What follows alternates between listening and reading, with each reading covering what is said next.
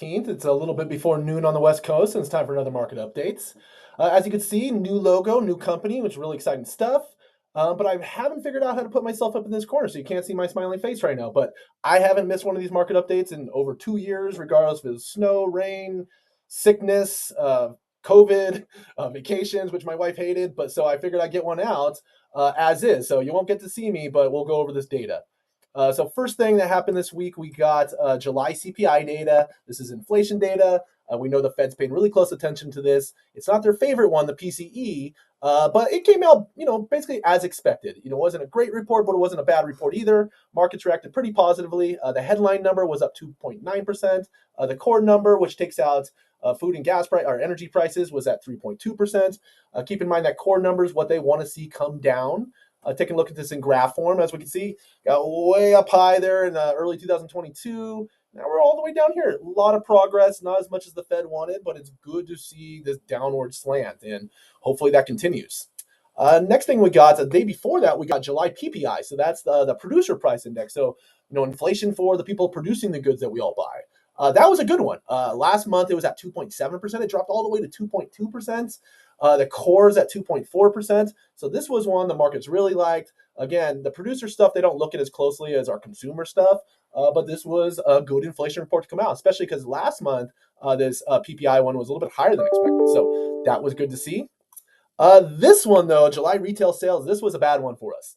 Estimated was supposed to go up about 0.3%. It went up 1%. They did make a negative revision to June, which is good to see. But again, the market's going to react to this plus 1% over here. Looking in the graph form, as we can see, retail sales just keep going up and up and up, going back to the 90s. We all just keep spending more and more and more money.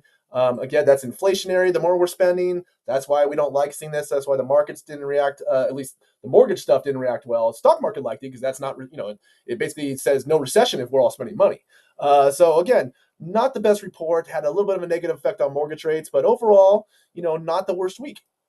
Initial jobless claims came in lower than expected. 227,000 new claims. Expected was 236,000. So again, we're slipping here. Not that we want to see people have to file for unemployment, but we know the Fed is paying really close attention to this stuff. So that's why, we're paying close attention to it. Next thing, average 30-year. So the average 30-year, according to Mortgage News Daily, for top-end borrowers doing conventional rates, last week we were about 6.62.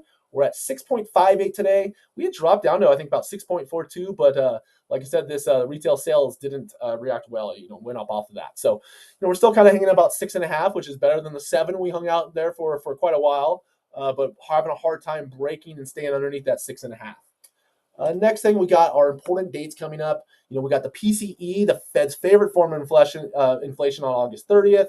We get that BLS big jobs report. That'll be jobs week, so we'll get ADP and JOLTS too, September 6th. We get another one of these CPI reports on September 11th.